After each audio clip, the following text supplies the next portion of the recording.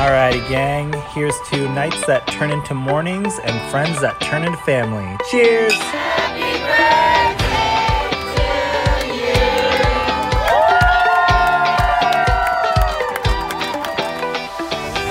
Hello, and welcome to the Friendship IRL podcast. I'm your host, Alex Alexander. My friends, they would tell you I like to ask the hard questions. You know who I am in the group. I'm the person that's saying, okay, I'm going to ask this question, but don't feel like you have to answer it. And now I can be that friend for you too.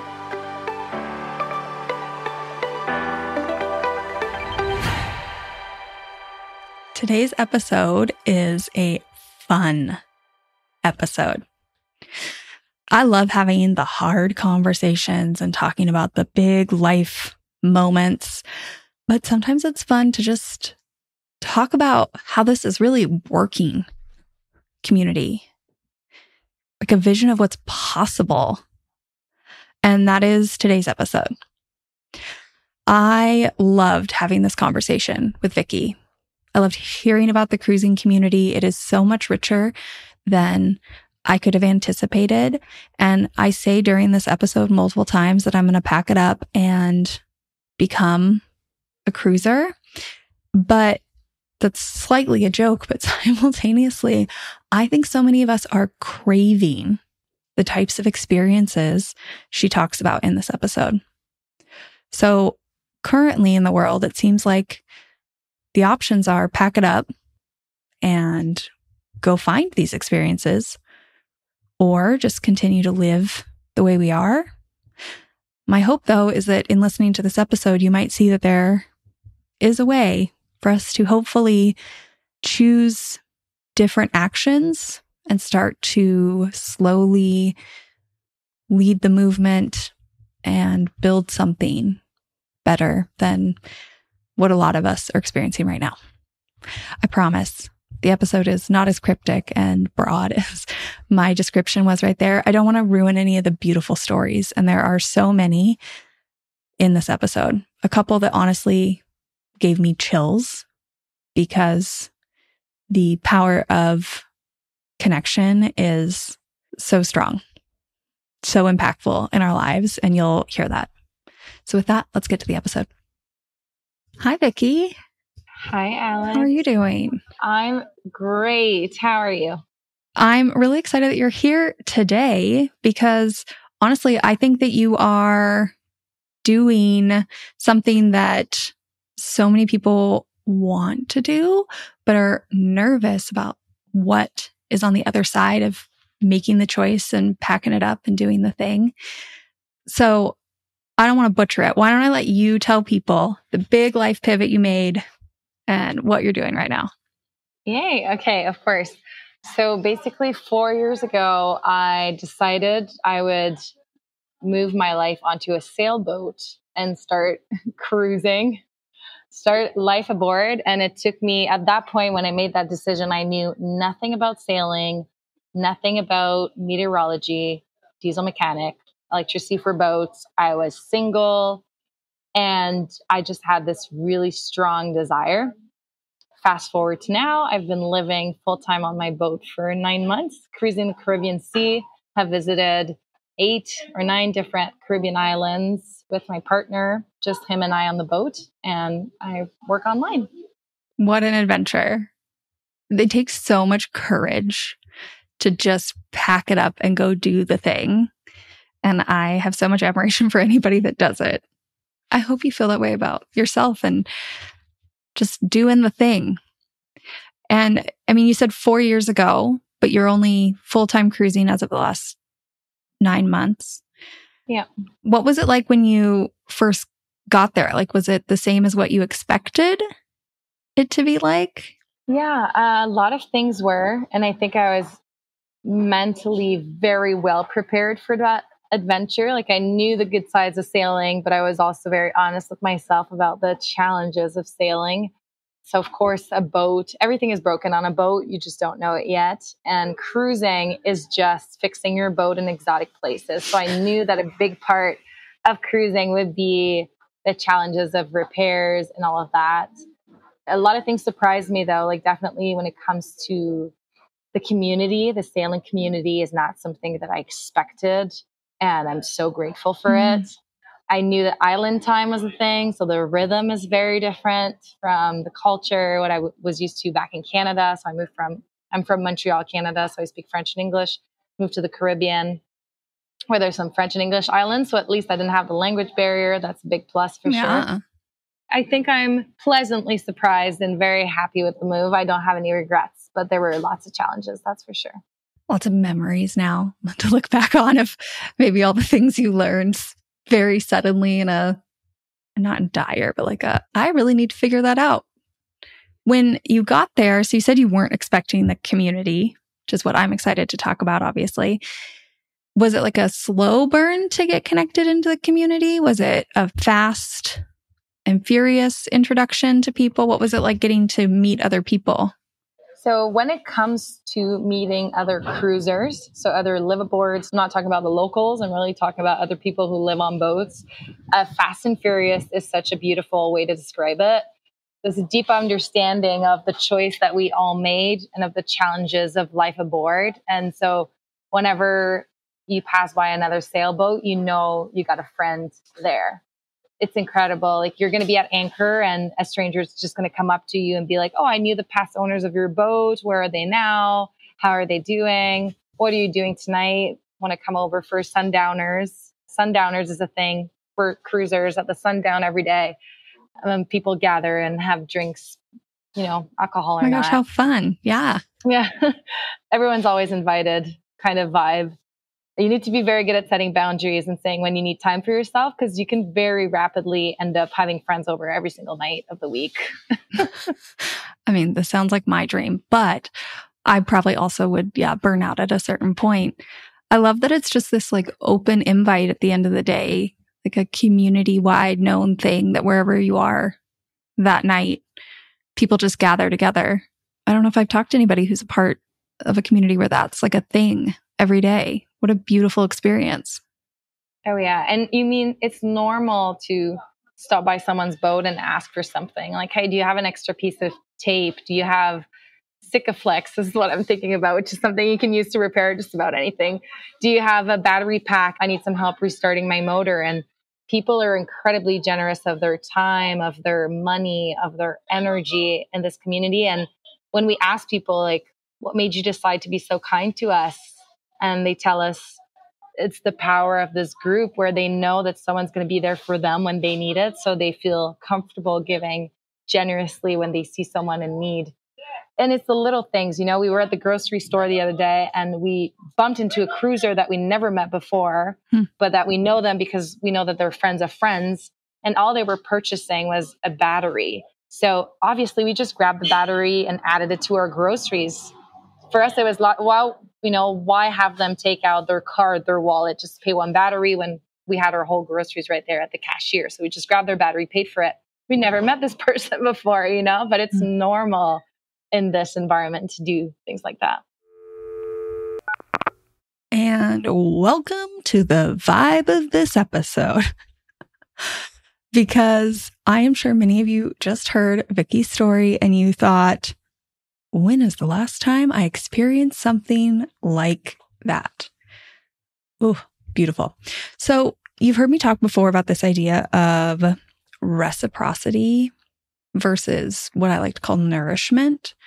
And to me, when I heard this story, this was such a beautiful example that basically I think what I hear when we talk about friendships, a lot of Western culture is this idea of reciprocity of, I give to you, therefore you give back to me. To me, personally, it feels like some sort of tally system. And I think a lot of times we can get caught in kind of tracking this in our friendships, whether it's I called you, so now you call me. That's a really common one I hear. Or it's, well, I called you, so you have to do something for me. I need you to plan something or host us or gift me. We're like waiting to feel like there's this equal exchange. And I love this battery example because they just threw this battery in their cart, hadn't met this person, had no idea if they were about to walk outside the store and go their separate ways and never see each other again. And when I talk about this idea of nourishment, sometimes I get worried that people are going to say to me, well, that's impossible because the world doesn't operate that way. And I do think that there's something to be said of, if you care about this, if you want the world to look different, some of us just need to put ourselves out there and try and do things differently. Because as you'll hear in this episode, this is kind of this common theme that you don't really know, but you just give what you have to offer and trust that in moments where you need something, people will show up for you. I'm excited about this episode. Here we go.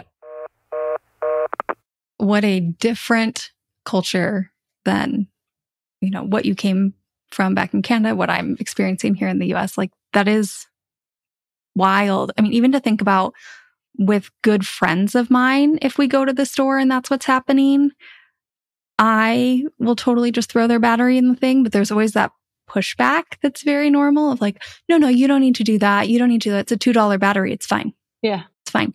But even your closest friends, and you don't even know this person. I love that so much. But they're a cruiser. So we know them. Yeah. You know what I mean? We know their struggles. I know that these people are from Brazil, and I know that they crossed over from Brazil, and I've seen an Instagram post. We just feel connected to them. We feel connected to them. We feel close to them, close to their struggles, close to their reality. So it feels natural. When you first joined the cruiser community, was it hard to fall into these new norms, or was it easy? Like in the beginning, if somebody had thrown that battery on their cart for you, would you have said like, no, or did you just pick it up pretty quickly? Oh, I think you're 100% right. I think if someone had done that for me on my first week of cruising, I probably would have been kind of embarrassed or ashamed or, why is this person helping me? So yeah, I think that's something that I kind of learned watching other cruisers and learning. And also we had a time in this cruising adventure where we would not have survived if it was not for help of other people. We had a moment where our motor was dying and we decided to cross over on a journey of like 4 days of sailing, and we were out at sea for 4 days. So that's 3 nights of no sleeping, barely any eating, and 3-meter waves. A bunch of stuff broke on the boat as we were sailing. And then at the end of the 3rd day, our batteries stopped charging. So we had no more sailing instruments, no more chart plotter, no more wind instruments, no more, we had nothing to help us, to guide us. So we were just like on paper maps and using the stars and using the compass and trying to figure out where the hell we were going. And then we arrived in Canoan, which is a small island of the Grenadines. And I will always remember this. There was Kiki, who we had met once before on another island. Okay, so sorry, I need to give you the backstory for this. When we decided to leave on this big, courageous, reckless, maybe kind of stupid sail of sailing without an engine, if we're being honest here, we were not that stupid in the sense that we created a WhatsApp group with a cruiser waiting for us on each island, so that if we were ever in trouble or if we were ever able to kind of reach them out on the VHF radio, they could relay in the WhatsApp group with their parents and everything that we were safe and we were, somewhere amongst the island. Yeah. So first of all, there's some people that accepted to join our group that we've never met before, just on Facebook group, like, hey, we need someone on this specific island that can be our reference point and have your VHF radio open. And if you hear Yellowbird on the VHF radio, please relate to the WhatsApp group that we're safe. So there were strangers, they were friends, and there were people that we've met once before. So maybe acquaintances, right? One of them was Kiki. And Kiki, who when we eventually got internet, was the biggest cheerleader in this WhatsApp group. Like reading this conversation still brings me to tears today because we didn't have access to our phone for 4 days. But for 4 days, all of these strangers collaborated with little bits of information of, oh, I think I heard them. I think they're over there. Okay. It seems like on the GPS, I see their position over there. And he was just being the biggest cheerleader. He was like, go, go, yellow bird, keep flying. And just cheering everyone up. And he's the one who welcomed us in Canawan when we were towed by the Coast Guards, because that's how the story ended. We ended up being towed by Coast Guards onto this island. And he welcomed us just like full of love and joy. You made it. Gave us the biggest hug, invited us over for dinner, paid some food for us. And it was just like, we are so happy that you're safe. We're so happy that you're with us and you are loved and you're supported. You're going to be okay. That's someone I've met once before. This is insane. This is insane. And that was the moment, I think, when my brain understood that this community goes beyond what I can understand or have known before. Yeah. You experienced it. I'm sure it was mind-boggling. And people listening, this is going to be mind-boggling. But that's exactly why I love hearing stories like this, because these aren't told enough. Like, this is possible. Random strangers caring about you enough and connecting and talking to other people and supporting you when you got in and feeding you so you had one less thing to worry about after all the, I'm sure, emotional like strain and stress. I'm stressed. I wasn't even there. Just like holding you up in these small little ways. It's out there. It's out there. It exists. And for all the people who feel hopeless that this kind of stuff isn't possible, like, it is happening. And we need to tell these stories more so that if people think it's possible, maybe some people in your home and where I live will start doing this kind of stuff in small ways. My mom came over to visit us for Christmas for 1 week. And that's one of the first things I told her, because obviously I'm young, right? I'm in my early 30s. My mom's in her 50s. And we've had a lot of people in their 50s helping us out. A lot of people that are retired, for whom the sailing life is their retirement, game. And they see us and we're so young and courageous, and they want to help.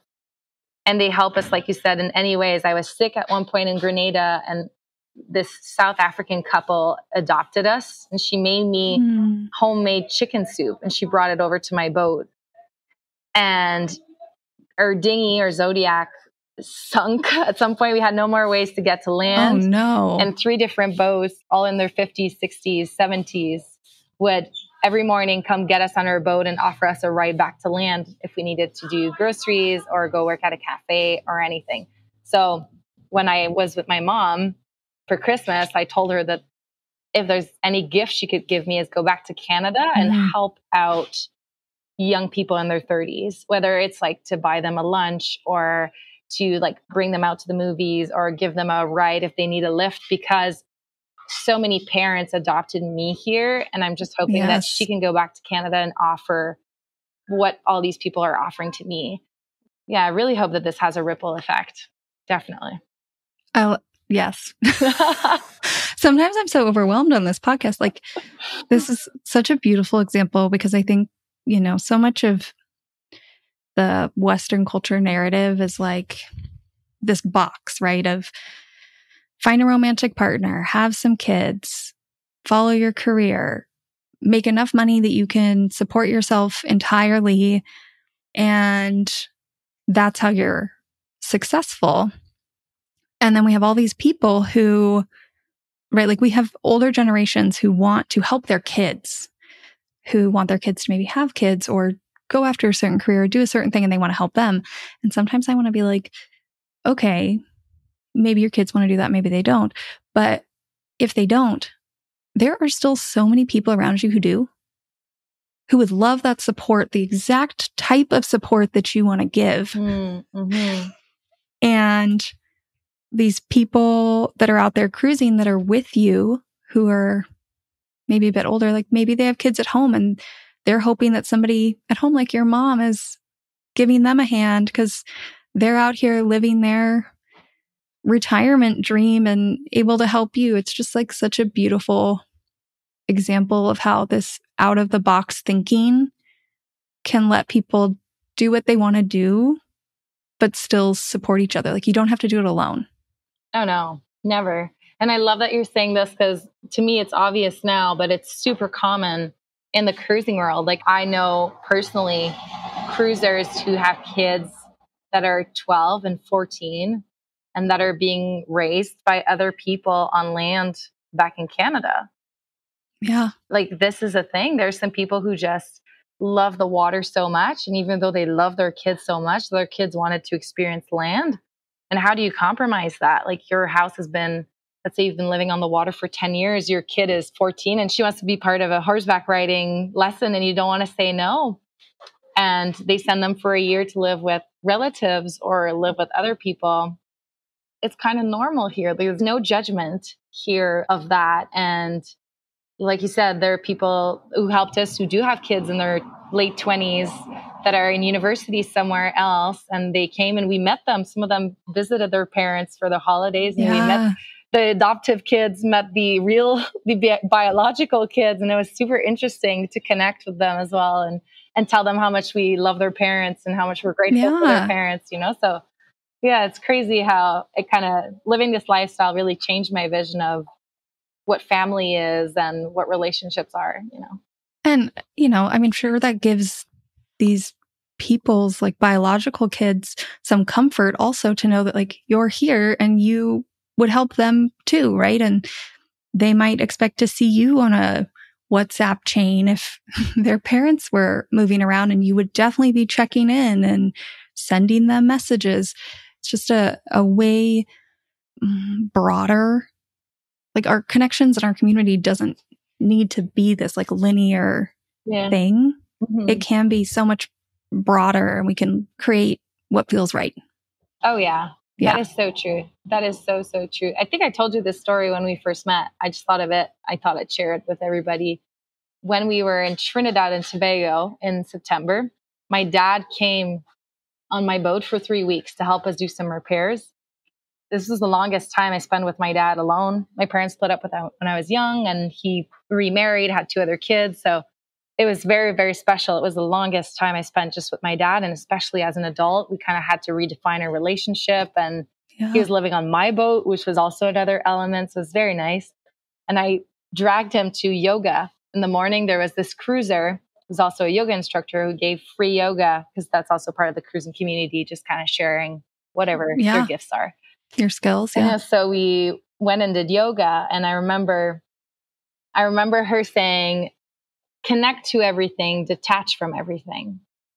And that really resonated with him. It's like he'd never done yoga before. He's not really tapping into any kind of spiritual things, but it made him realize how disconnected from the world he was and how attached he was to objects or success or performance or his job. But really, he didn't connect that much with me as a kid or connect that much with friends. And he was like, it's crazy, you know, you've been in the boatyard for a month, and I knew everyone's name in the boatyard. I said hi to every single worker, and my dad would just follow me in the boatyard being like, how do you know everybody? Because I like to connect with humans.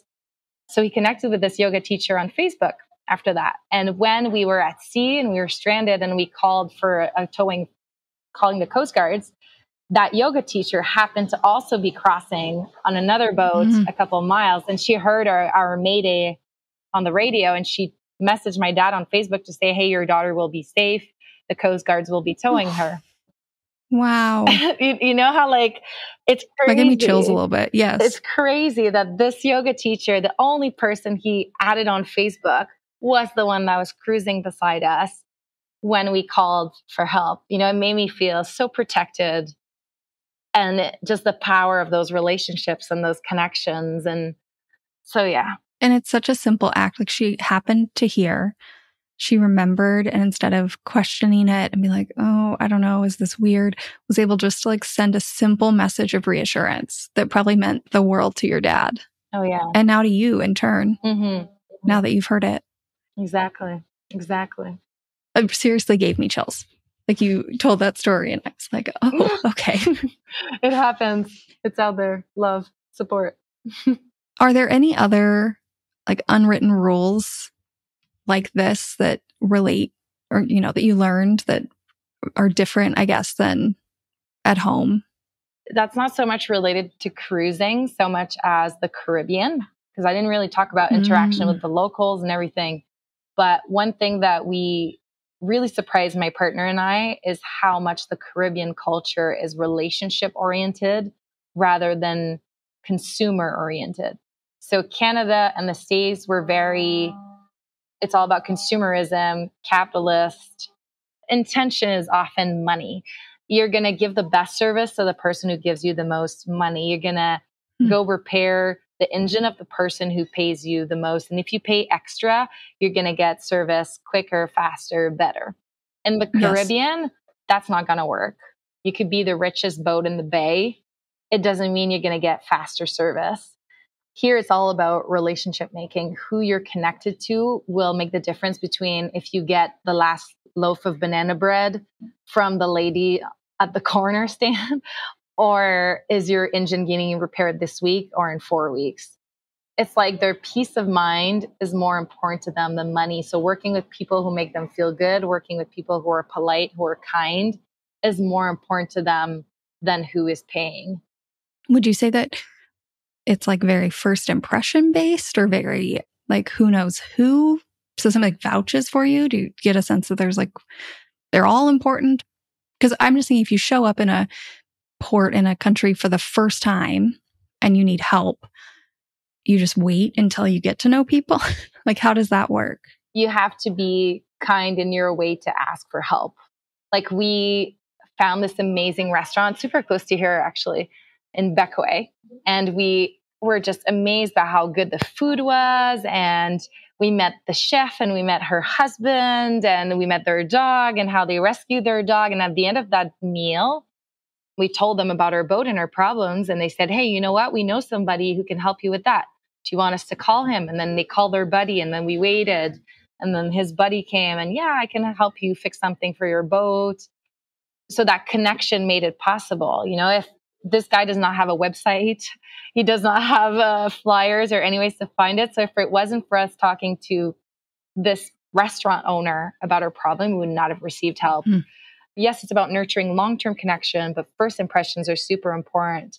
Just being polite, kind, asking how they're doing, asking about their friends and family, just being human and not being, if we came right away and said, oh, we're looking for someone to fix our boat. If you're already asking before you're giving, I feel like that's very important. But giving can be as simple as a smile. I just want to run through that one more time. Because on my second take on listening to this conversation again, what Vickie said is most of these people don't even have a website. And it's such a simple thing to say. But then if I really think about it, what that means is they never made the website.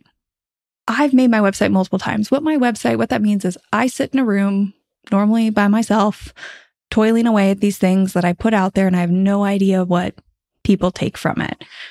When I go to find a service and I'm looking at people's websites, I am in my home, on my couch, on my phone, whatever, scrolling through people's websites, reading these things. And what I'm thinking is, I wish somebody would just tell me if I should hire this person. So quite often, not always, we're alone when we make the website, and then we're alone when we look at the website. And really all we want this entire time is just to be connected to the person, to have somebody else tell us what we should do and if we should hire them and what their experience was like. So they don't have that. They don't ever have to do all that alone part. Instead, these locals are just out in the world, living with people in community, enjoying their time.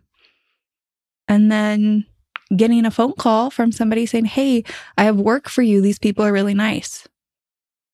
So what I'm hoping for when I'm alone looking at my website or looking at somebody's website to hire them, these people are just naturally doing. If you think about it, it's kind of wild. Because I think really that's what we want in the end.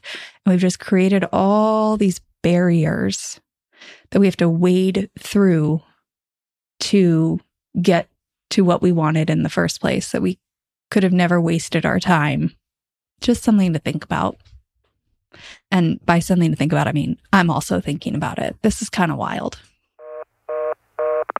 So a lot of times when I think about making connections or, I don't know, somebody trying to get a new job, right? I think there's some power in just like slowly, without expectations, just starting to like put it out in the world. Yeah.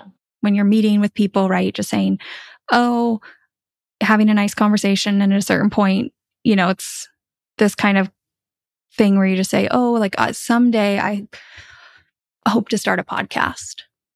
And you're not expecting anything back from them. It's more just you being authentic. Like, this is a thing. I would like to do this. It's kind of vulnerable, right? To share your goals, but you're just kind of like putting it out there, and the right people will comment back or say they know someone or whatnot. But you don't go into it. I think you're very right. Like in the US, people go in with the ask. Yeah. Versus this other approach is a little more, let me offer up some real interaction, some connection, some hello, and then just like being curious about the other person and allowing them to be curious about you if they connect with whatever you said. Oh, yeah, totally. Totally. And I have a friend here visiting me from Canada. She's only been here for 4 days. And she's amazed. The words she used was, I find you almost too generous. So here's the thing. The locals in the Caribbean will, especially if you're a girl, will always say hi to you. Hi, beautiful. I hope you have a beautiful day. And in the Americas, that's kind of perceived as catcalling. Yeah. Right? You feel like you're going to get street harassment. You feel like they're going to want something from you, or you're going to we have these assumptions. And I had to completely rebuild those assumptions here in the Caribbean, because these people just genuinely want to say hello and have a nice day. And they're going to continue walking. And if you just smile back and you say, hey, enjoy your Tuesday, enjoy your Thursday, they're going to keep walking, and they're not going to come and ask for anything. They just expect a small bit of human connection. And she was like, wow, I had like short conversations like, oh, are you also on a boat? Oh yeah, I live on a boat. Great. You work at the little cafe over there. Great. We might come see you on Friday. Bye. Have a good day. And that's it. They're not asking for anything other than human decency. But we're so trained to like expect people to approach us because they want something from us. Yes. That now we're defensive of this. And it was great because we bumped into someone and we said hi. And it turns out that guy comes every morning in a small boat between all the sailboats and sells us pastries. So I was glad I said hi the day before, because he recognized me. He said, hey, I saw you yesterday in front of the store. And I said, oh, what are you selling? Fresh mangoes, croissants, cinnamon buns. Perfect. I'll take 3 of those, So you never know how far a simple hi, how are you can go. Never. Yeah. And just really staying like open to that in every interaction of, we never know the connections. And that's, again, not coming from a want. It's coming from like you just never know. They might put it out and you might be the one to give. I don't know. Because you have the exact right thing that they need, or a version of what they need. That's like such a beautiful, I'm slightly jealous. That's like how you get to exist on the day to day. I love that you said the word exist. I think that's exactly what it is. You're saying like, I'm not trying to take or give. I just am. I can just be. I can be my joyful self. I can smile. I can say hello. I can say have a good day. And I genuinely want people that I cross my path today to have a good day. And then we sit down with someone and we have no idea, is this person going to repair my boat in 2 days? Is this person going to introduce me to the person who's going to repair my boat in 2 days? We don't know. So it's just being. I'm just being a human being, not a human trying, not a human doing, not a human giving, not a human taking, just a human being. Yeah. And like in being, you have space to offer and to give and to receive and to ask. Like you just kind of go with the flow based on what's available to you and the capacity you have at the moment and the skills that align. And it just feels like there's less pressure, honestly. I think at home, in Canada and the States, when somebody says something to you, like if I say, I want to start a podcast, there's almost this pressure to like come up with some seventh removed connection or something they saw. Like people, I think a lot of times feel this pressure where if I'm going to put it out, they have to reciprocate and they're like desperately trying to do so. When in reality, it's like, if you don't easily have a connection, want to give the connection, have the capacity, like just move on. It's okay. You don't have to give it all back. It doesn't have to be transactional versus like, I am jealous. It just sounds like you get to exist and whatever feels right one way or the other is what happens. Mm-hmm. Yeah. I love your perspective. I love that word also, transactional versus transformational relationships. I think that's huge. And I think that's where the connection is. I kind of I see connections as a pipeline or a tube. When the connection is really small, it's like a small straw and it's so small that both of us cannot be in it at the same time. Like I send you something through the straw and you send me something back. And then as your connection grows, like that tube, that pipeline grows. And then at one point we can see the connection is so big that we can see each other whole. We can both be in that tube. We don't need to just send things through it. It very much feels like that. I feel like I can be whole, like I can be myself. And I don't need to wait my turn to send something back. Does that make sense? Yeah. Like you can just start off with more of a tube than a tiny straw to begin with. That's the space, the culture. The culture is probably the right word there. That's like the default setting is this larger tube instead of a tiny straw. Like you said, I think for the tube to work, both people need to start with that same assumption. And when I was in September, people were offering me their big tube and I was still responding with a straw, right? So I needed to first make that shift of, what happens if I open my heart to everybody and start with the assumption that this relationship can be meaningful if I allow it to be. Okay, so now I have a question from that. Yes. Now that you're ingrained in this culture, now that you're no longer operating from a straw but a tube, when you meet new people that are new to the culture and they're operating from that kind of like beginner's straw mentality, how does it feel on your end? Does that make sense? Like, do you feel like you are showing by offering things up, you're helping them get there? Do you feel, I don't want to put words in your mouth. The reason I'm asking that is because I get questions on this podcast a lot from people who say, this all sounds great, what you talk about on here, but not everyone has shifted their perspective yet. And it's really hard to be operating in a way that like doesn't feel like it's reciprocated. And I've talked about this in a variety of ways, but I'm just curious on how that feels for you. Yes. So the first thing I want to say is that I actually love being a leader in kind of setting the tone for the experience of a new cruiser. So it's happened twice this year that we met someone that it was like their first week on a boat. And we were the very first ones to approach them with our little dinghy, say, hi, where are you from? Where are you? Oh, this is our first boat. We just got it. We're so nervous.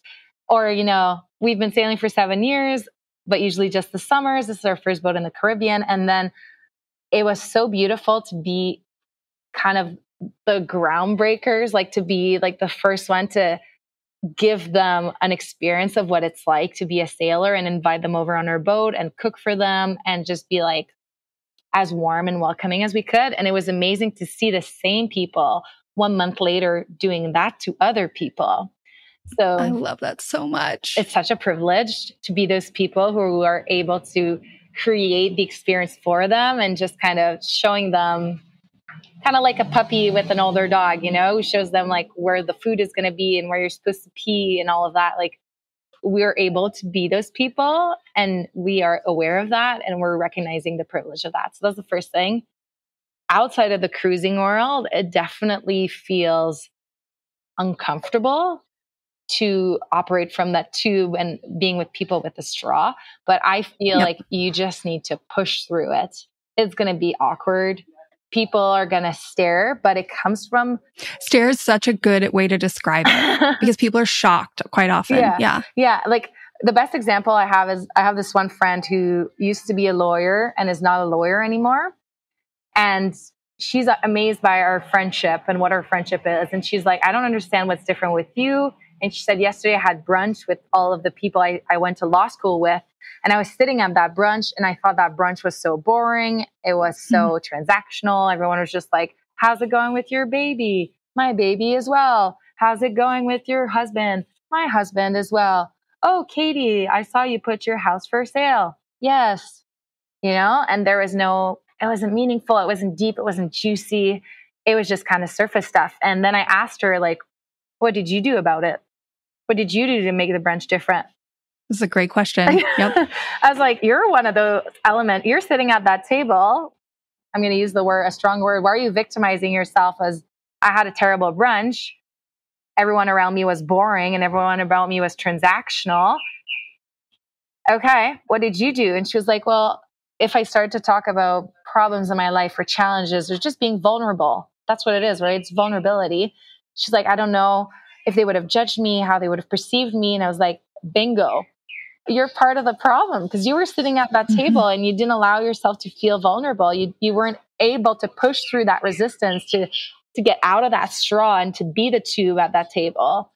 And so that's it. So I try to be that person when I'm at a table where conversation feels forced and awkward and stuck. I open my deck of cards. I pour my heart out. I take a risk. You described me as courageous. To me, that's even more courageous than sailing. It's that giving piece. I love that you talked about this in the cruising community, but also going back to a different version of your life, because I think you're so right. Like the cruising community, when you meet these new cruisers and you show them the way, right? You're leading. You love doing it because you know what's like collectively waiting for them, that you're not going to be the only ones to do this, that they're very quickly going to fall into this new way of life. It's kind of like you stand there and you're like, just wait. Just wait. This is going to be so beautiful. You don't even know it. Welcome. Here's your first experience. And I think you're totally right. In the straws land. Yeah, I love it. in Canada and the US, it's when you put yourself out there like that, there's not that same feeling. There's not the trust. Like you are rocking the boat when you do it. And you have to either decide that it matters and you don't want to live in straws land all the time, so you're just going to do it, or you're nervous and are frustrated and go with it. Like, I think you're totally right. And then what I was going to say is it goes back to kind of that like giving piece, because it's one thing to sit at that table with all those transactional interactions and start asking really intense questions.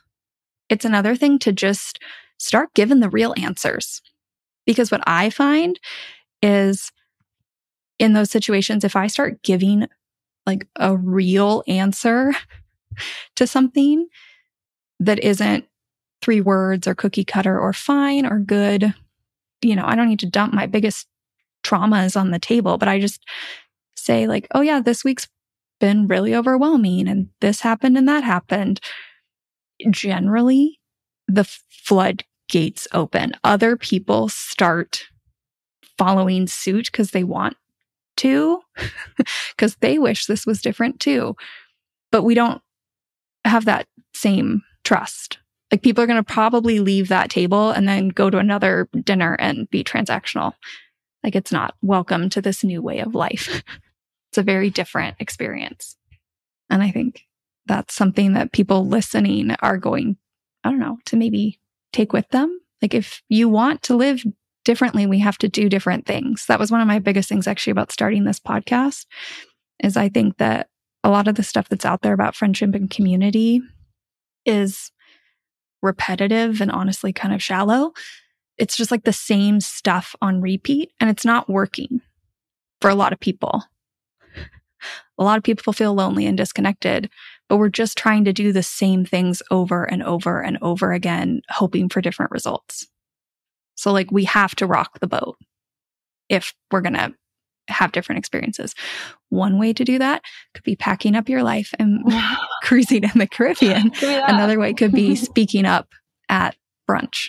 And I think, like, we didn't talk about this much, but another thing is people will say that you need to love yourself, but a lot of people don't know how to love themselves. And I think if you start to perceive your relationship with yourself just like any other relationship, that really, really helps. Yeah. And I know that I've been able to create much deeper relationships around me, make a lot more friends, because I started focusing on how I feel about me. And am I able to trust myself? When I make promises to myself, do I keep them? How do I talk about myself? How do I show up for myself? Like, all of this really, really helped. And it's interesting. Like, I remember climbing the self-esteem ladder and just kind of peeking from the top and being like, what if I climb that last step and I'm just going to become like self-obsessed? Like, I'm going to love myself so much that I'm going to ruin all my relationship and have no more friends. I remember peeking on the top of the self-esteem ladder and just kind of being scared to take that last step. And then I did it, and the complete opposite happened. It's like, if finally, when I started to honor everything that was inside of me, I started to be able to see it so much deeply inside of people. I have a bunch of episodes coming up about pretty much exactly this, but it's kind of like those rumors that it's lonely at the top. Yeah. You know, or that phrase. It's like, in reality, the transitions are unfortunate because as you become new versions of yourself, friendships change and things shift. But there is either new versions of those old friendships waiting for you, or new friendships, or both. Like, it doesn't have to be quote unquote lonely at the top. Oh yeah, it's fascinating. I was also thinking about, we had talked about previously, as you were talking about, right, this kind of like balance when you're out cruising between needing to be individually prepared, but also sharing what you have. And I thought that was such kind of like a beautiful physical analogy of what we were just talking about, of, you know, getting sure in yourself. Like, you have to be accountable for yourself as a cruiser. Yeah. Right? You're saying, like, in case you get stuck, you really need to be prepared. But simultaneously, that also makes you better prepared to help others, to give freely because you know you can do it. I remember we were talking about co-ops, and we were talking about how, like, it makes no sense that in Canada and the US, there's 10 people living on a street and all 10 of them own a like lawnmower, right? But then I kind of made the parallel with the cruising life, and I was like, the truth is that I need to own my own lawnmower. Obviously not, you know, that's an image. I don't have one on my boat, because sailing is like you're your own little floating island. It makes us ready to help and ready to be generous in a way as well. But it's an interesting image. Yeah, it's like you're taking responsibility, it seems, right, for yourself and your safety and your well-being and your boat and your course and your actions. And like, you have to do all of that. But in doing that, you also know that other people are doing that, so they can step in and help you, and you trust their advice, probably because you know that they have to learn all these skills too in order to survive. So if there is some nuance you don't know, they've hopefully probably researched it, and like, it just creates all these people who are like really taking responsibility of themselves to a level where they can just give freely in what makes sense. Oh yeah. Oh no, that's so important. Self-responsibility on a boat is so important, and you can't fall into victimhood, because if you do, you're not going to be able to survive this lifestyle. Because, you know, you need to be able to spend a whole week without electricity. You need to be able to spend a whole week without a shower. You cannot be in a mindset of, why is this happening to me? Because if you are, you're going to be miserable living on a sailboat. You really need to be in a mindset of, okay, you know, what can I learn from this? You mentioned curiosity at the beginning of the podcast. I think that's probably one of the skills that is becoming more and more valuable or more and more obvious to me that people need to develop, because curiosity will solve almost all of your life's problem. If you're curious about other humans, you'll connect with other humans. If you're curious about how to fix your problems, you're going to find solutions for them. Like, curiosity just solves so many things. I literally recorded an episode with someone yesterday, and we went into it. You know, she really wanted to talk about like vulnerability and the importance of being your authentic self and whatever. And after this whole conversation, what we came to in the end is like, what we're not talking about enough is about curiosity. We can talk about authenticity and vulnerability all we want. Really, at the core of that is curiosity about yourself and about the people around you. I'm very excited to air that episode. It's just not maybe discussed enough is where we got yesterday. Yeah. For me, it's really associated to getting back to that childlike state before culture or society forged you or molded you. I don't know, sculpted you. Like, it's to go back to that childlike state of curiosity is also very much associated to playfulness. You're constantly playing, and playing is how kids learn, right? So when I'm on my boat and my diesel engine is broken, if I go back to that childlike state of curiosity and playfulness, I'm just going to start taking the engine apart piece by piece like it's Lego. But at first, my ego and my Western brain is going to be like, you can't do this. You're not an engineer. You don't know this. You're not good enough. Blah, blah, blah, blah, blah, blah. But if I go back to that childlike state, I open the diesel mechanic manual, I open YouTube, I start taking the pieces apart. There's oil, coming out of some pieces. It's messy. Yeah. There's gas coming out. And then, okay, now I need to ask for help. And I go find a old pirate on his boat who has nothing else to do in his day than help me out. And I'm like, hi, old pirate. I took my engine apart. Do you want to come play with me? And then he comes sit with me in my diesel and engine oil and salt water. And we put the pieces back together. And wow, the engine roars again. And all just because you stayed open to figuring it out and going on this adventure. Also, again, slightly jealous of, I'm just going to pack it up after this episode.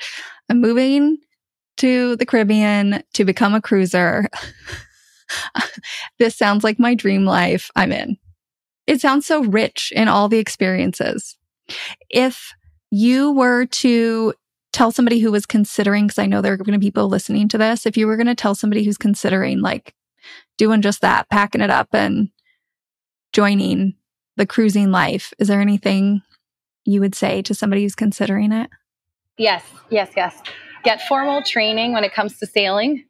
Have a bigger budget for repairs than you're anticipating, like double it. Buy good equipment first. Do not go for like, I'm thinking of our dinghy, especially our Zodiac, like the equivalent of our car, right? What we used to go from our boat to land. We've been on the sea for 9 months. This is our third one.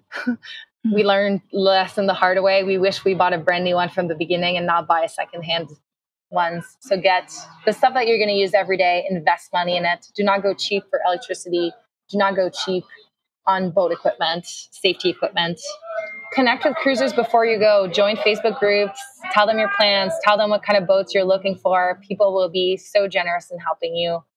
And people will also tell you that you're crazy and that you should go and take courses, but you don't have to listen to the few haters on Facebook groups. Listen to the ones that are telling you that it's the most amazing life. Yeah, find someone who's done exactly the kind of sailing you want to do. Like, do you want to cross oceans?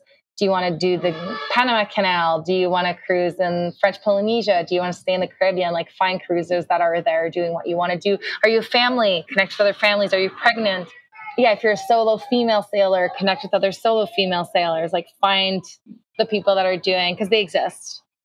Learn to read maps, like nautical maps, before you go. That was probably the most useful course I've done. Oh, if you're in a couple, definitely, we did that. Get some couples therapy before you go so that you can get some communication tools before you're out there at sea, and that the only option is pushing your loved one overboard because you can't, Because it's a high stress situation sometimes. Yeah. it's a very stressful environment. And some days you're not going to love your partner as much, and there's no ways or place to escape. You're on a tiny floating island. So yeah, get some couples therapy before you go. That's another thing I would say. Just like preventive, like give us some tips, communication tips. What can we use if our relationship kind of goes off the tracks while we're on the sea? Yeah, off the top of my head, that's what's coming now. I mean, that was a number of great actionable tips for somebody. I will note that in my consideration of just packing it up, leaving Seattle and becoming a cruiser. I'm now going to try and convince my husband, who doesn't like swimming really or the water, that this is our life plan. It's not going to go well. Maybe I'll find a friend. And we'll just cruise for a year. Vickie, thank you so much. I'm excited for people to hear this episode. I think there's so many beautiful takeaways from it. I really appreciate you being here. Thank you so much, Alex. That was a fun one, wasn't it? Just me? Because maybe this is my retirement plan. Anyways, I know that this is not everyone's retirement plan. This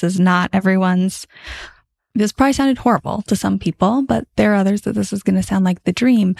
And no matter what, this goes back to that curiosity piece of